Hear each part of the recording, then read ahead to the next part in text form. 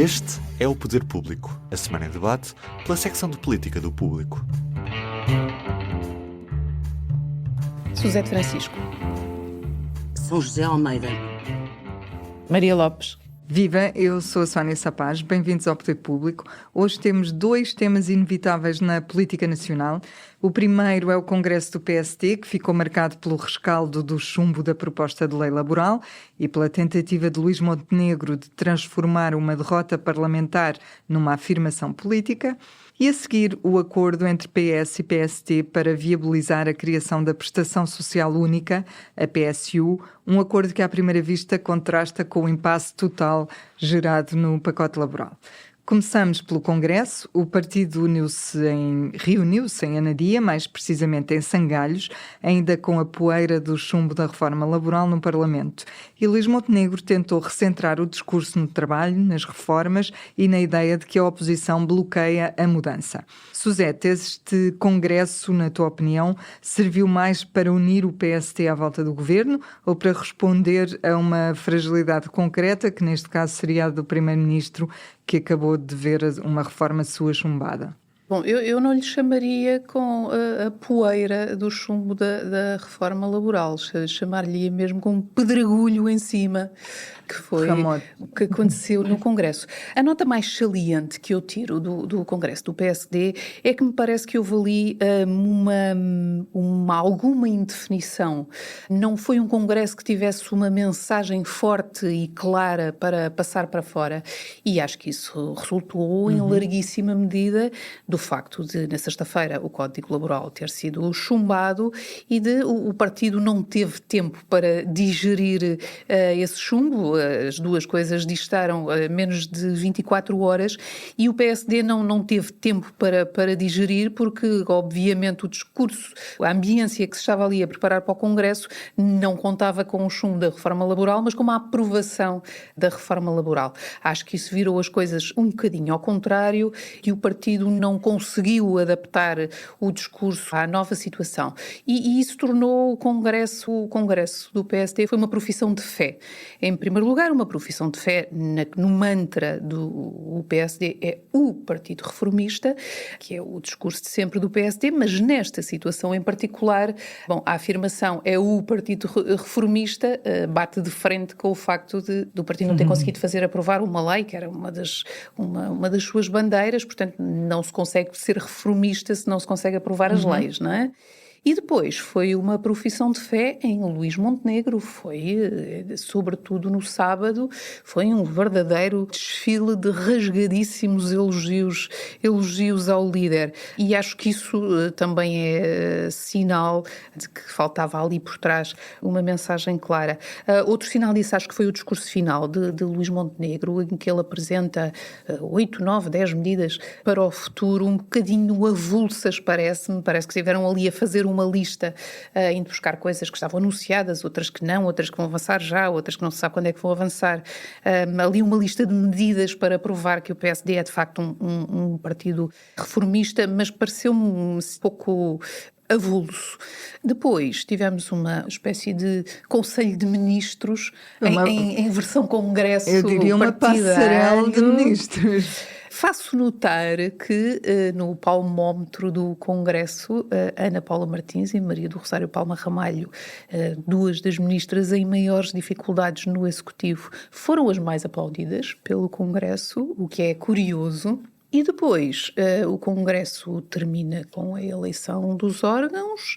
Há aqui alguns dados relevantes. Temos uma ascensão meteórica de Sebastião Bugalho no PSD, que passou de candidato independente a eurodeputado e agora a porta-voz. Acho que está por perceber como é que vai compatibilizar o facto de passar, boa parte da vida em Bruxelas e ser porta-voz do partido. Com Miguel Albuquerque a dizer, atenção que aqui não há estrelas, não é? Tentar puxar-lhe ali um bocadinho o travão de mão.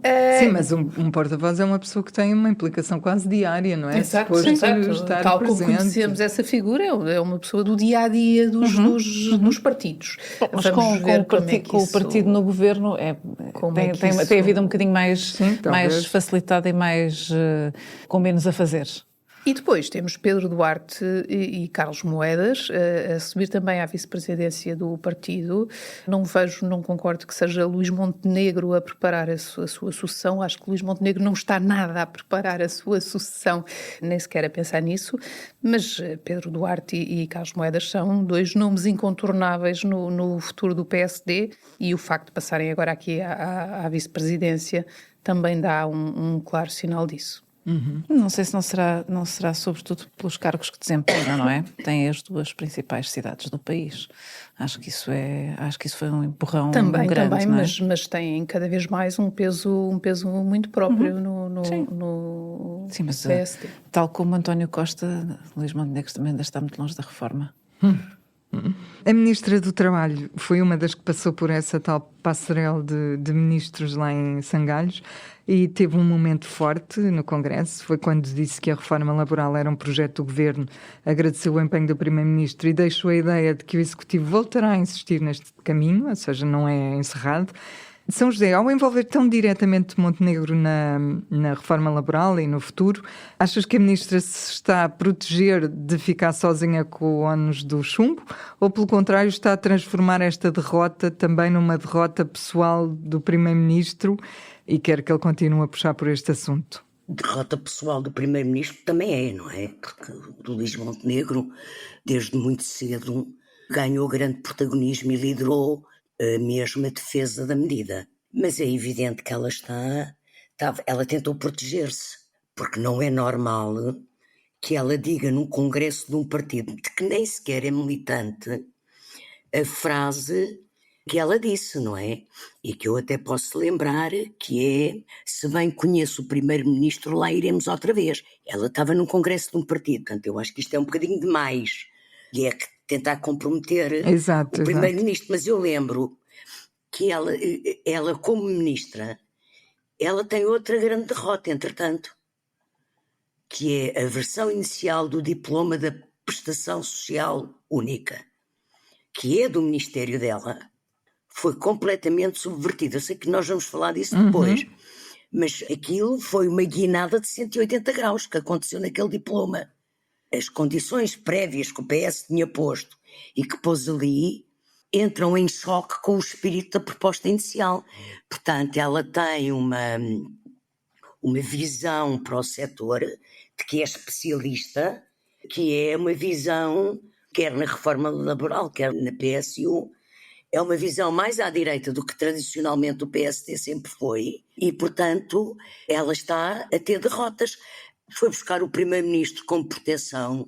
Pois, vamos lá ver se Luís Montenegro vai mesmo avançar outra vez com a reforma laboral. É porque Luís Montenegro... Politicamente soa mais ou menos desastroso que o PSD se lembrasse de ir a breve trecho pegar outra vez numa reforma que lhe correu tão mal, não é? Não, eu recordo-vos que o próprio Primeiro-Ministro disse que o país não morria ou desaparecia se não houvesse reforma laboral. Sim.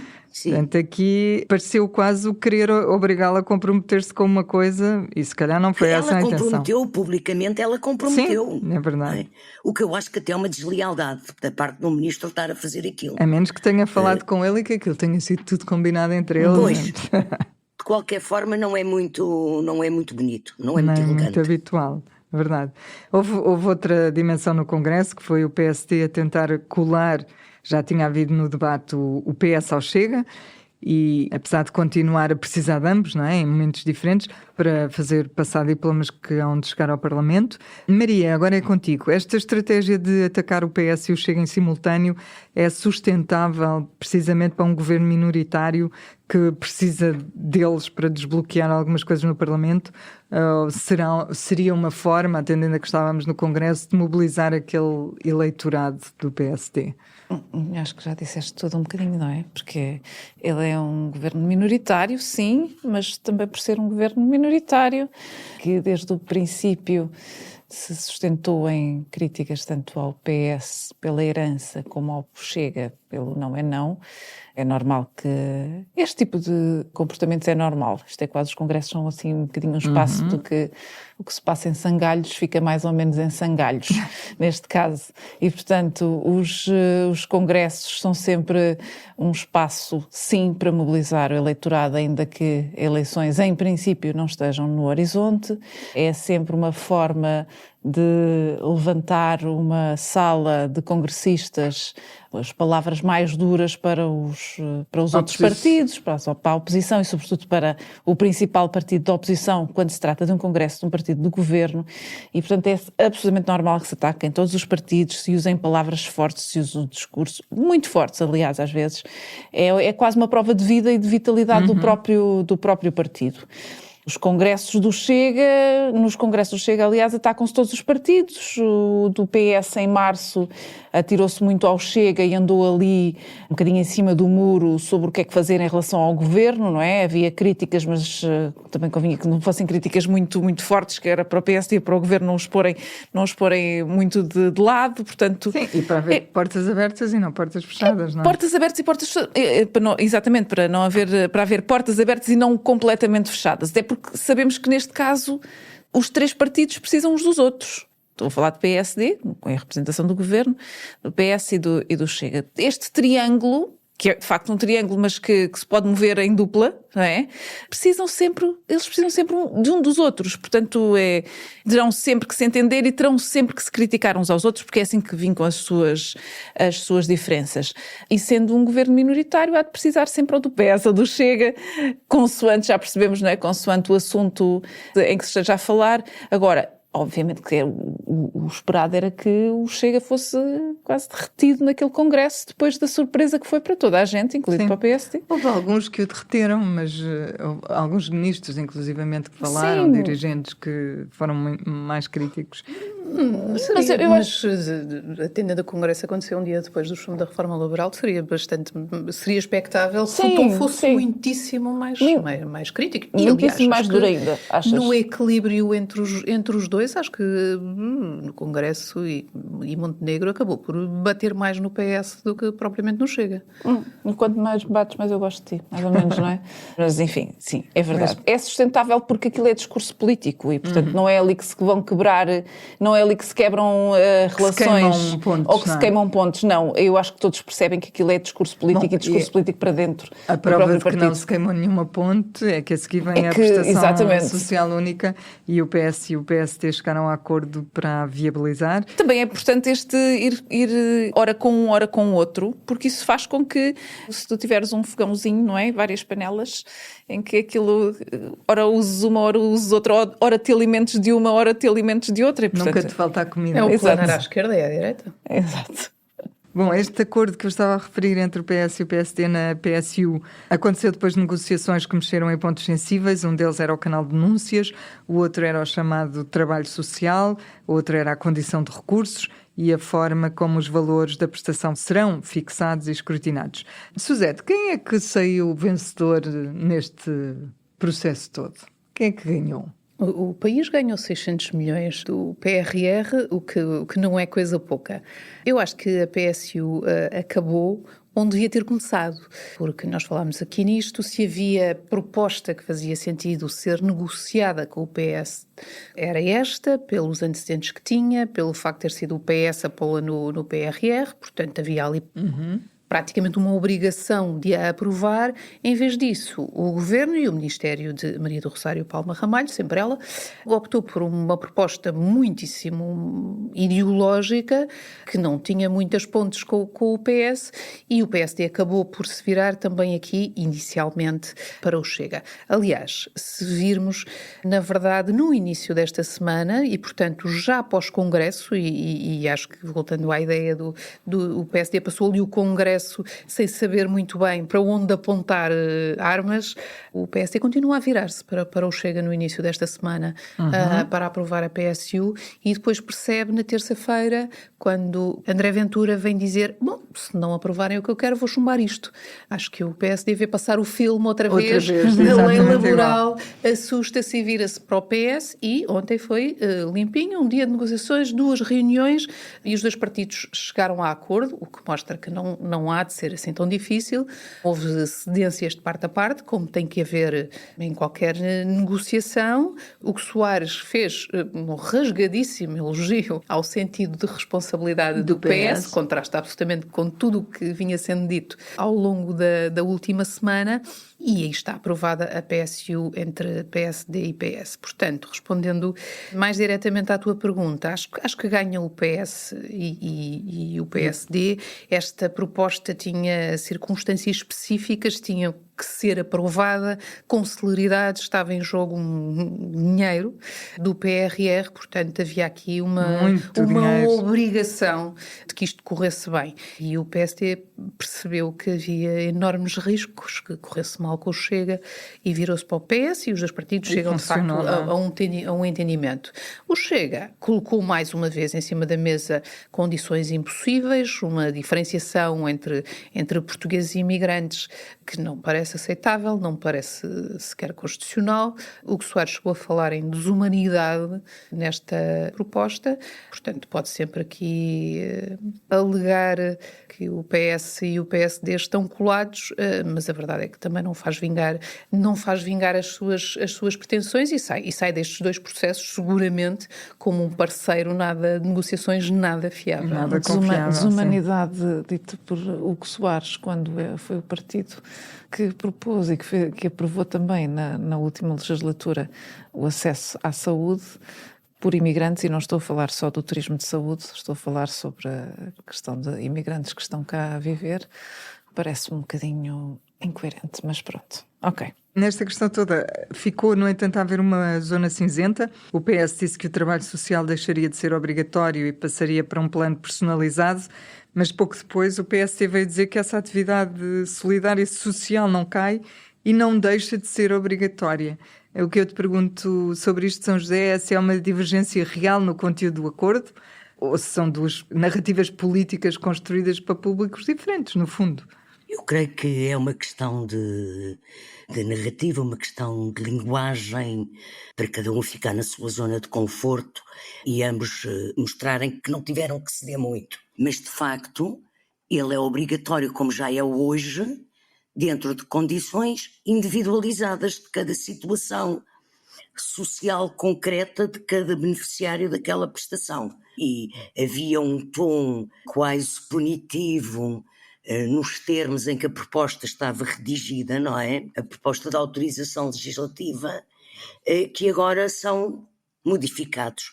É uma viragem, de facto, de 180 graus, que beneficia sobretudo o país, porque afasta a imagem do governo de uma radicalização à direita, até imprópria para o PSD, e mantém o que é um modelo que foi criado pelo PS, finalizado pelo PS, com a criação do rendimento mínimo, ao nível do que é a segurança social e o Estado social, os subsídios das carreiras não contributivas, quando não há uma carreira contributiva, precisamente que o Ventura queria baralhar as duas situações para a sua perseguição aos imigrantes. Eu penso que foi um acordo que sossega o país, acalma o país, é muito benéfico para o PS, porque o PS apostou muito nisto, pois já é uma criação sua, não é? De um governo de António Costa.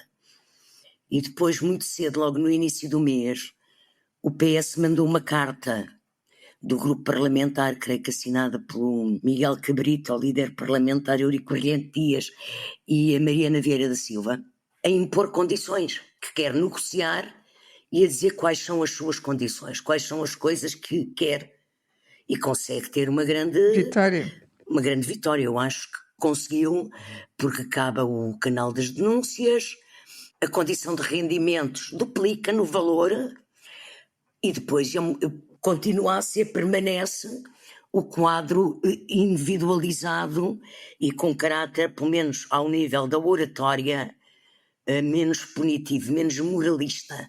E para o PSD isto também é muito bom, porque mostra que não está nas mãos do Chega, que consegue não estar nas mãos do Chega. E no fim de tudo há o cheque dos 600 milhões, não é? Sim, está bem, e também é evidente, não é? Tinha que haver acordo por causa disso.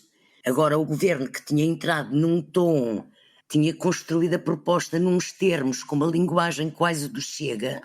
Ontem, como eu dizia há bocado, todo esse trabalho e essa perspectiva ideológica da Ministra do Trabalho, que estava naquele diploma, foi implodido com a negociação com o PS. Tenho uma última pergunta que liga os dois temas. No pacote laboral, PSD e Chega não chegaram a acordo. Na PSU, PS e PSD chegaram a acordo. Num caso houve ruptura, no outro houve entendimento. Qual é a diferença essencial entre estes dois processos, Céu? Eu acho que já fomos dizendo aqui todas as razões para este desfecho. Se calhar faço... É quase como pedir-me para fazer um resumo. Sendo uma medida do PS, teria que haver aqui um esforço extra, tanto do PS como do PSD. Era uma medida que tinha urgência e, portanto, ao contrário da reforma laboral que andou meses e meses a ser negociada, esta tinha mesmo que se fechar agora. Do lado do governo, como eu dizia há pouco, tinha que haver uma abertura maior porque a medida não é propriamente sua, apesar de ter feito aquela proposta inicial muito mais longe do que era o core da questão, não é? Mas tinha que ter uma abertura porque a medida não é sua e arriscava-se a perder a tranche e, portanto, aquilo que parece é que, neste caso, o governo fez aqui uma proposta mais extrema em relação àquilo que o PS proporia e mais moderada em relação ao que o Chega queria. O que é que isso permite? Permite que ceda ao PS numas coisas e cedesse ao Chega noutras, para poder aqui fazer... Que não foi preciso. E, portanto, aquilo que fez foi ceder ao PS. Criou margem, não é? Criou margem. Acho que houve aqui também, o PS terá ficado, mais do que magoado, terá ficado ressabiado com o Chega na questão da reforma laboral. Portanto, parece que, como a São José dizia, parece que quer mostrar que de facto consegue negociar com todos e consegue vitórias com todos, seja à sua direita, seja à sua esquerda. Depois, a reforma laboral não caiu pelas medidas em si da reforma laboral, porque as propostas do Chega iam muito ao encontro do que aquilo que o PSD e que o Governo propunham, que o Governo propunha. Eu lembro, por exemplo, que nos despedimentos e no recurso, na possibilidade de despedimentos e no recurso ao outsourcing, a única diferença entre o Chega e o Governo era que o Governo queria essa medida aplicada a todas as empresas e o Chega queria que elas não fossem aplicadas às grandes empresas, mas que pudessem ser às pequenas e médias empresas. Portanto, não havia ali grande diferença. Não, a grande diferença era a idade da reforma, que não estava em lado nenhum na reforma laboral do Governo e não estava em lado nenhum nas propostas que o Chega entregou na Assembleia da República. Portanto, a reforma laboral caiu não pelas medidas em si, mas por uma medida paralela, não é? A idade da reforma e supostamente as tais subvenções vitalícias com que o Chega quer acabar. No caso da PSU, eram as medidas em si, as medidas da prestação, o concreto, que estava em questão. E, portanto, aí se calhar é um bocadinho mais fácil negociar. É mais fácil negociar, não é? E, portanto, parece-me que foi um bocadinho mais isso. Agora, se o PS tem mais espaço político para aceitar uma reforma social, sim, sobretudo porque foi uma reforma que ele próprio iniciou, e a reforma laboral é muito mais abrangente, não é? E, portanto, ainda que o espaço político do PS não seja muito, mas o do Governo também não, como eu disse há bocado. Está numa sanduíche. Eles precisam mesmo uns dos outros e, portanto, eu acho que há de facto algumas diferenças e a questão de isto ter mesmo que ser aprovado agora e ter sido uma proposta inicial do PS, eu acho que isso pesou no facto de... Fez diferença e levou a que o Governo se inclinasse mais para o PS. Bom, vamos aos minutos finais que são para o público e notório. Suzete, hoje começo por ti. Eu queria falar de Santana Lopes, que regressou ao PSD e fez uma entrada inesperada no Congresso. Nós podemos sempre contar com Santana Lopes para animar congressos ou mesmo a vida política em geral. Se há críticas que podem ser feitas a Santana, não é seguramente que seja um político cinzentão. A Santana Lopes chegou ao Congresso já bastante entrado na noite, quando, havia muitas cadeiras vazias. Isso foi uma coisa estranha, quando já estava, enfim, naquelas sequências intermináveis de intervenções que há nos congressos em que, na verdade, já não está ninguém a ouvir, mas chega Santana Lopes, que faz uma intervenção ao Congresso, passando largamente os 3 minutos, afinal, ao contrário do que disse Miguel Albuquerque, às estrelas no PSD, e foi assim uma espécie de entrada de Cinderela quase à meia-noite, mas animou ali as hostes do Congresso e pronto, já estava. Há uns anos que se tinha percebido, já do último congresso que se tinha percebido que Santana Lopes, exato, estava, na verdade estava de regresso, ainda que não estivesse formalmente, e agora aí está com pompa o regresso do, como lhe chamou o Filipe, do enfant terrible do PSD. E da moeda. São José. Ora, o meu público notório é a votação da reforma da lei laboral. Há um momento que já foi muito falado, mas que eu acho muito significativo e muito importante, que é quando o líder da CGTP, Tiago Oliveira, se emociona e chora com a conquista que estava ali a obter.